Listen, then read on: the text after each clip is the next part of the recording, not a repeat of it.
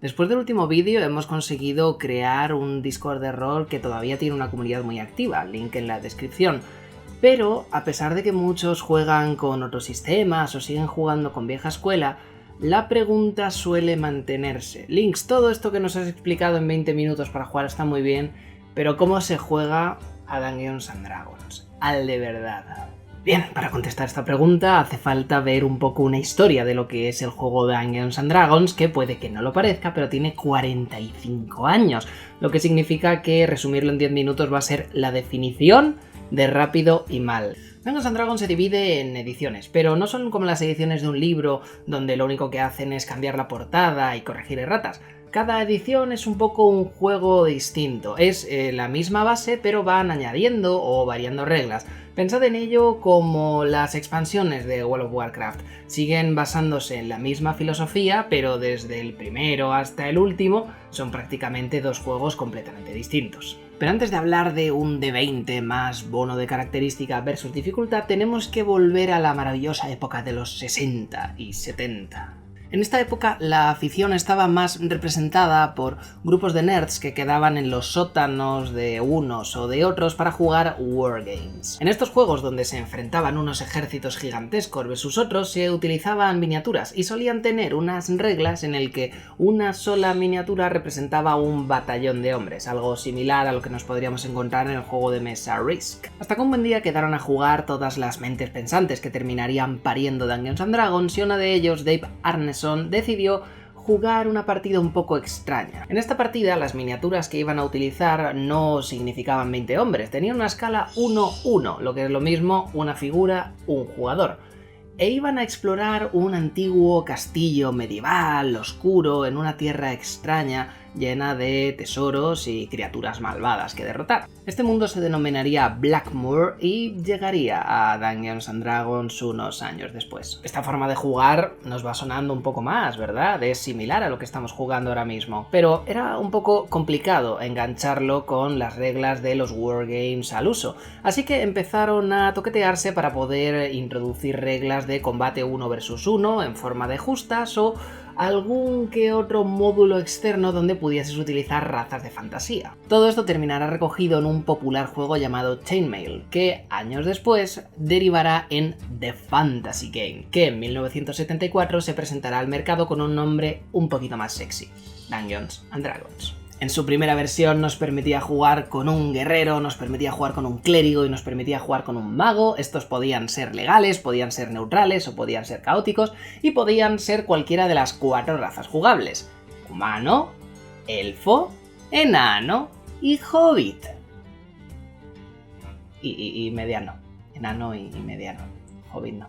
Las mecánicas básicas estaban aquí, pero el que seguramente conocéis vosotros es la caja roja. La caja roja es la cara de la afición por una función muy sencilla. Y es que estos libros en su momento blancos y hoy en día ya sepia estaban más cerca del nicho de wargame que del nicho de juego de mesa o juguete, que era precisamente lo que la afición necesitaba para poder llegar a una generación. Y antes de sacar Advanced Dungeons & Dragons, o lo que es lo mismo la segunda edición del juego, se le pidió al bueno de Gygax que si era tan amable de crear un packaging para poder mandarle esto a los niños y que conectasen más que con los libros pajas que tenía este señor con sus amigos en su sótano. Todo esto terminó derivando en la caja roja, que se vendió a los chavales como si fuese HeroQuest, una maravillosa forma de quedar con tus amigos y tener una aventura con miniaturas, matando criaturas mágicas, simple y llanamente con el poder de tu imaginación. La que nos suena de ver en las películas y en las series es la caja roja, pero no fue la única que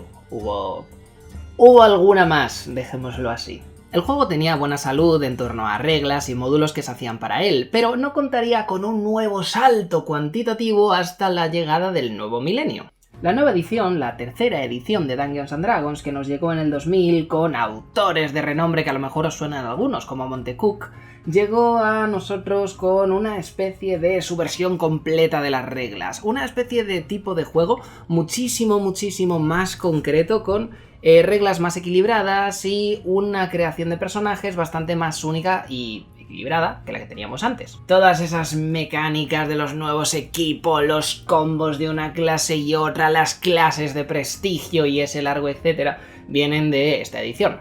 Y una de las cosas más importantes que tiene es que se liberó al mercado con lo que se llamaba una OGL o Open Game License, o lo que es lo mismo, que ellos daban de forma completamente gratuita el esquema básico de lo que es el sistema D20, y permitían que cualquiera que quisiese pudiese hacer contenido tanto no comercial como comercial para el juego, lo que permitió que se hiciesen muchísimas aventuras y muchísimos módulos para lo que entonces estaba jugando con tercera edición. Pero no solamente juegos parásitos de Dungeons & Dragons, también aparecieron otro tipo completamente diferente de juegos que, utilizando un sistema prácticamente igual o muy similar, se consiguieron aprovechar de diferentes propiedades intelectuales para vender lo que el público ya sabía jugar, pero a un público completamente nuevo, como podría ser el nicho de Conan el Bárbaro. Pero algún entendido de los que me está viendo sabe que lo que yo tengo en la mesa no es la tercera edición del juego, es la 3.5, y es que unos años después llegaría una versión un poco más balanceada, con alguna regla más y toqueteada por aquí y por allá,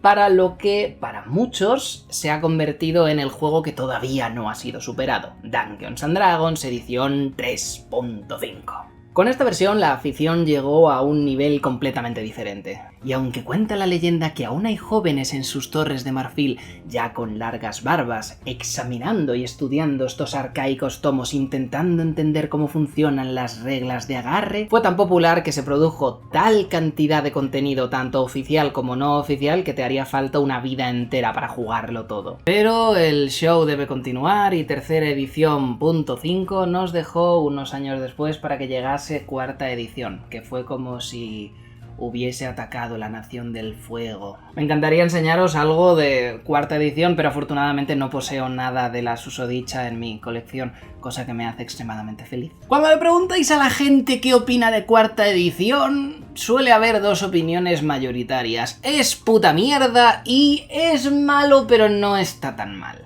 La reconoceréis fácilmente porque es, obviamente, a la que juegan en The Big Bang Theory. Se comentan los mentideros que, debido a la popularidad de los MMORPGs, el juego estaba intentando orientarse para apelar a la gente que estaba obsesionada con esta clase de evolución y niveles que tendrían en un videojuego similar. Hubo muchísimos cambios, empezaron a darse poderes a prácticamente todas las clases empezaron a equilibrarse hasta un punto en el que parecía que cogieses lo que cogieses, estabas jugando lo mismo con diferente skill, y los niveles pasaron de 20 a 30 para que prácticamente pudieses subir de nivel al final de cada puta partida. Y a medida que te ibas leyendo el manual del jugador, era cada vez más obvio que necesitabas una puta cuadrícula para que jugar a eso tuviese algún sentido. Y ocurrió una cosa muy curiosa, que es que la gente prácticamente en masa no compró cuarta edición y siguió jugando a 3.5. Y aquí es donde entra un jugador clave en toda esta historia que se llama Pythos. Pythos, que hace un tiempo se había dedicado a crear contenido para Dungeons & Dragons 3.5, vio que era un poco una gilipollez escribir cosas para cuarta que no se vendían tan bien como lo que estaban haciendo para 3.5. Así que decidieron financiarse con 30 monedas de plata su propio módulo lunar con juegos de azar y mujerzuelas y formaron lo que hoy en día conocemos como Pathfinder. Utilizando las reglas bases de Dungeons & Dragons 3.5, crearon un sistema que indagaba un poco más, si cabe, en las reglas que nos encontrábamos en el primero, y con un estilo mucho más edgy y unas mecánicas lo suficiente diferentes como para que la gente se pensase el dar el salto, empezaron una campaña de 12 años de escribir rol que aún no ha terminado y de hecho sigue siendo el principal competidor de Dungeons & Dragons, por no decir que hace unos años le pasó completamente por la derecha. Pathfinder tiene centenares de libros, lleva 12 años de publicaciones, y muchos de estos libros son de reglas, lo que termina haciendo que prácticamente el concepto de personaje que se te ocurra pueda arreglarse y sea legal de una forma o de otra. En los años que llevo jugando con guiris en Roll20 me he encontrado prácticamente de todo. Desde pinches furros que son capaces de convertirse en humanos, no al revés, eran animales primero y se convierten en humanos después, pasando por magos temporales que escanean el espacio-tiempo para robarle hechizos a otros magos, rollo bola de fuego, y este señor escanea y cuando encuentra tu bola de fuego en el registro akáshico te roba la bola de fuego y la saca él, porque él no tiene poderes, pero él tiene el poder de poder robar los poderes a otros señores, que probablemente estén necesitando esa bola de fuego para, yo qué sé, matar a un ejército de orcos, pero como el otro es un capullo y se la suda, pues lo roba y luego lo va proyectando en su realidad y a los demás que les jodan. Y últimamente estoy jugando con un guerrero que va con 4 martillos elementales en un cinturón mágico y se dedica a cogerlos, soltarlos, rollo lanzarlos con todas sus fuerzas, y cuando le petan en la cara al enemigo, el martillo desaparece y le vuelve a su cinturón. Así rollo Thor style. Llevan 12 años de publicaciones, hay muchísimas reglas, y en este mar de reglas y capacidad de multiclass y toda la mierda, pues es normal que prácticamente todo esté regalado. Y esto supone que a la gente que le gusta y busca precisamente estas reglas engorrosas, pues consigan encontrar un sistema de nicho, entre comillas, que les permite hacer prácticamente todo y que se convierte en su favorito. La gente de Pathfinder suele decir que Dungeons & Dragons no le gusta porque es demasiado sencillo. ¡Demasiado sencillo! Hasta la edición 3.5 es de WhatsApp. Juego Pathfinder todos los viernes, pero juego Pathfinder y lo juego con guías, como cuando jugabas al Diablo 2 y buscabas cómo hacer una hechicera de saetas, pues igual, me busco las guías, me subo los puntos donde las guías dicen y ya está. No me he creado un personaje yo mío en la vida, y si tuviese que dirigir una partida de Pathfinder o una campaña, creo que me cortaba los huevos antes siquiera de tocar el libro. En mi puta vida, chaval, en mi puta vida. Es gracioso porque pensaba que todo esto se iba a simplificar cuando sacase la segunda edición, que está a puntito de salir al mercado, y ya hay una beta jugable para que la gente pues lo lea, juegue y dé su feedback. Y a pesar de que el manual tiene 650 putas páginas, a la gente no le gusta. Y dicen que no quieren jugar segunda edición porque es demasiado sencilla y quieren jugar a primera. Y yo aquí teniendo la ilusión de que jugando con los Yankees los viernes iba a poder cambiar a un sistema en el que me enterase un poco de cómo funcionan las putas mecánicas. Iluso de mí. Cuarta edición muere y Wizards toma la mejor decisión que ha tomado en su vida, que es que no puede perder una carrera en la que no quiere participar. Llega quinta edición dando un pollazo en la mesa, como hacía años que no se pegaba un pollazo en la mesa. Dungeons Quinta intenta plantear un sistema que coja ese combate táctico y con los poderes que ya nos hemos acostumbrado a usar en 3.5, 3 y Pathfinder, y lo mezcla con un sistema narrativo o pseudo-narrativo, un poco indie, vamos a decir. Juegos pajas han existido desde que existe el rol, pero la gran expansión de los mismos puede que se diese en la década de los 2000, más o menos cuando Dungeons & Dragons 3, 3.5 y Pathfinder estaban llevándose absolutamente toda la afición, y la gente que no disfrutaba tanto de las tablas eternas, los combates de horas y todo absolutamente reglado, pues encontraron un nicho maravilloso en juegos como Fate o Burning Wheel. Algunas de las reglas que se crean para estos sistemas, como por ejemplo que el jugador tenga una serie de aspectos de su personalidad reglados, con inconvenientes, con lemas y con filosofías de vida, que eso tenga una recompensa mecánica, o el hecho de el punto Fate que viene aquí a Dungeon Quinta con la mecánica de la ventaja y la desventaja, o el estar inspirado, que no funciona tanto como un punto Fate, pero sí que es cierto que se nota un poco el regustillo en la boca a este tipo de puntos, tanto fuera como dentro del sistema, hacen que sea un combo perfecto, que sea bastante más fácil de tragar a los que estaban jugando juegos independientes y que pues probablemente en su vida quisiesen jugar algo tan reglado y tan pesado como Pathfinder. Este juego recicló elementos que habían funcionado muy bien en cuarta, como la nueva clase de los hechiceros o la nueva raza de los Dragonborn, los dracónidos, creo que se les llama en español, y consiguieron reglarlos de una forma que no desentonase con la nueva filosofía de juego que querían para esta edición.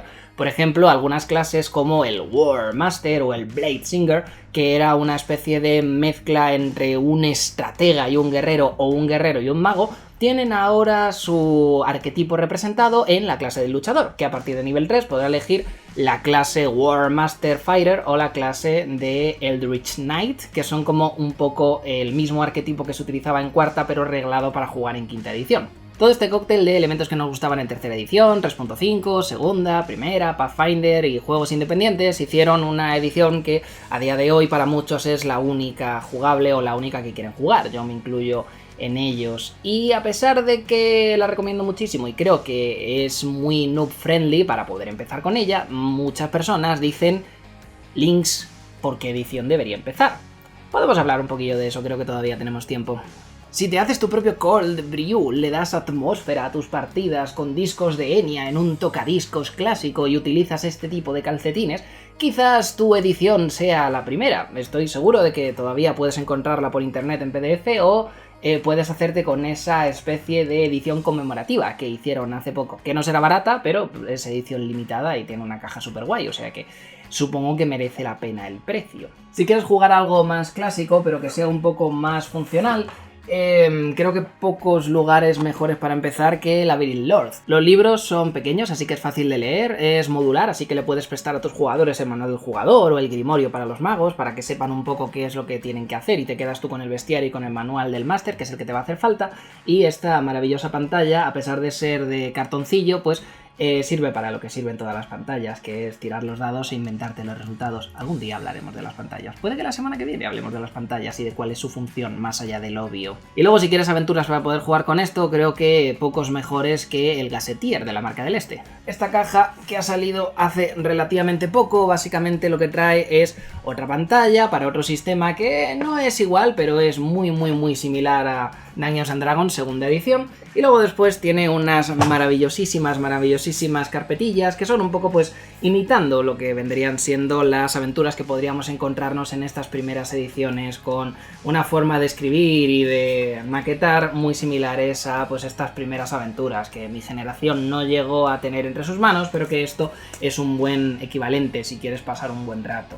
Pero quizás segunda edición no te termina de convencer, porque eso de que subas de nivel en función de la raza que seas, o que solamente tenga habilidades el ladrón, o que la clase de armadura sea negativa, son cosas muy raras que a ti te suenan a otra época y quieres algo un poco más actual. Vamos a pasar a edición 3.5. La edición 3.5 es todavía relativamente fácil de encontrar. Quedan cosas en stock si te vas a Amazon o te vas a tiendas especializadas, y Pathfinder es un poco 3.5 en esteroides y sigue estando activa a día de hoy. Hace nada reeditaron el libro básico en edición de bolsillo, así que puede ser un buen punto para empezar.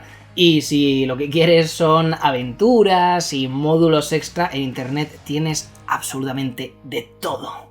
Me gustaría mentar Clásicos del Mazmorreo como un punto intermedio entre un estilo de segunda edición en lo que a la maquetación y la filosofía de aventura se refiere, pero unas mecánicas más similares a tercera edición, pero muy simplificadas.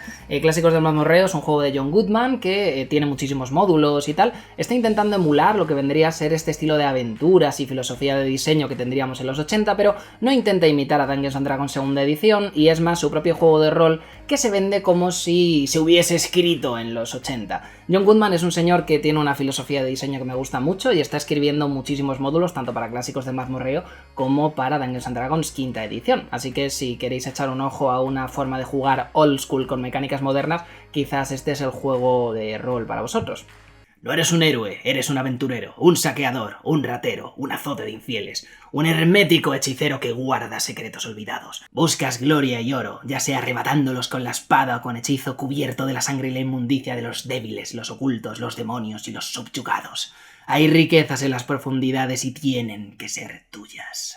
Es como jugar la portada de un puto álbum de heavy metal de los 70 o los 80. Es súper macarra, me encanta. Si quieres comprar cuarta, compra cuarta. Quedan libros porque no se vendieron y nadie intentó imitar su formato. Me pregunto por qué. Y si quieres jugar quinta edición hay dos formas. Una de ellas es comprarte el manual del jugador, el manual del máster y el manual de los monstruos, que pues no es demasiado bueno con tu bolsillo, pero es la experiencia original y para la que se siguen escribiendo muchísimos módulos. Hay uno de piratas y profunditos que va a salir en prácticamente un mes, que tiene muy buena pinta, y hay algún que otro libro con reglas extra que le pueden dar una capa de profundidad a tus partidas que no tendrías solamente con la experiencia base. Y si no se te da muy bien el inglés, creo que hay traducidos ya 8 libros o 6. Hay 6 u 8 libros traducidos. Hay como 22, pero hay traducidos 6. Es un punto por donde empezar. Y si quieres gastar un poco menos de pasta, siempre puedes recurrir a El Resurgir del Dragón. Este libro es la respuesta de No Solo Roll a Dungeons & Dragons quinta edición. Se juegan prácticamente iguales porque siguen utilizando el sistema de 20 actualizado para quinta edición. Y es un poco como quinta con dos diferencias. La primera, por 50 euros tienes ya el manual de monstruos, el manual del máster y el manual del jugador todo junto. Y la segunda, puedes hacerte 20 y tantos tipos de furros. Y no es una broma. El juego es literalmente quinta edición con 20 furros diferentes. Hay muchísima gente que no termina de meterse dentro de la afición precisamente por eso, porque ve la cantidad de libros que hay, ve los 20 manuales que hay en la última edición, se mete en 3,5 que es la que tenía su hermano y ve que literalmente hay cientos de libros, o va a una partida de Pathfinder y hace un autistic screaming viendo solamente la cantidad de mierda que hay en las 4 hojas de personaje que tiene cada uno de los jugadores. Y termina llegando a la conclusión de que llega 20 años tarde a la afición del rol y que no hay futuro para su disfrute dentro de esta afición. Y para esta gente creo que lo ideal sería que empezase con una caja de inicio. Ya sea la caja de inicio de Labyrinth Lord, que a pesar de que el juego es arcaico sigue funcionando muy bien y es más sencillo que todas las reglas de Dungeons & Dragons quinta, o ya sea quizás alguno de los starter sets que ofrece quinta edición. Ahora mismo hay dos, uno básico y uno de Stranger Things, que está bastante bien porque está simplificado para poder venderse a una nueva generación como una nueva caja roja y pues está simplificado para que puedan jugar niños. Estas cajas maravillosas están rellenas de cartón. Sí, la verdad es que tienen poco. Tienen un set de dados para que puedas jugar compartiendo los dados con tus jugadores y tienen una aventura con las reglas que vas a necesitar para esa aventura y ninguna más y unos cuantos personajes ya generados. Está bien si lo que quieres es empezar simplemente a jugar, son 25 dólares o 25 euros aquí en España, lo que hace, en mi opinión, que sea un sistema bastante caro para empezar, teniendo en cuenta que no es un sistema, es simplemente una aventura autojugable y los dados, pero si te abruma demasiado esta clase de historias, pues puede ser un punto interesante para empezar. Y si me preguntas a mí, en plan Links, ¿qué es lo que más te gusta a ti? No lo que más recomiendas, lo que más te gusta a ti. Yo voy a decir que Clásicos del Mazmorreo y Dungeons & Dragons quinta edición. Dungeons & Dragons quinta edición me demostró que el sistema de mazmorreo se puede hacer divertido, se puede hacer poco engorroso y se puede disfrutar en entornos donde contar una historia sea tan importante como combatir, y luego después algún que otro módulo, como por ejemplo Dragon Heist, que apenas tiene encuentros con enemigos y es básicamente una partida de investigación que puedes jugar de forma modular con diferentes enemigos en diferentes estaciones del año. Es una experiencia maravillosa que le recomiendo a todo el mundo. Y obviamente Clásicos del Mazmorreo, estas aventuras que van saliendo para el sistema, que intentan emular un juego rollo tipo revista antigua de los años 80 pero que todavía siguen siendo su propio rollo, me parecen maravillosos. Y pues todo lo que sea de el señor John Goodman, creo que, al menos para mí, tiene un maravilloso pulgar arriba. Si tenéis curiosidad por ver cómo se juega en la práctica esta clase de cosas, os voy a dejar unos enlaces a listas de reproducción de mi tercer canal, donde puedes ver cómo se ponen en tablero estos diferentes settings para poder disfrutar de una partida de Dungeons & Dragons quinta edición o Clásicos del Mazmorreo. Y si quieres examinar un poco mejor todos los libros que te he ido diciendo, tendrás un enlace de referido en la descripción del vídeo y en el primer comentario fijado que tenemos por aquí. Muchísimas gracias por venir a otra edición de Dungeons & Dragons para tontos y nos veremos en la próxima. Bye bye.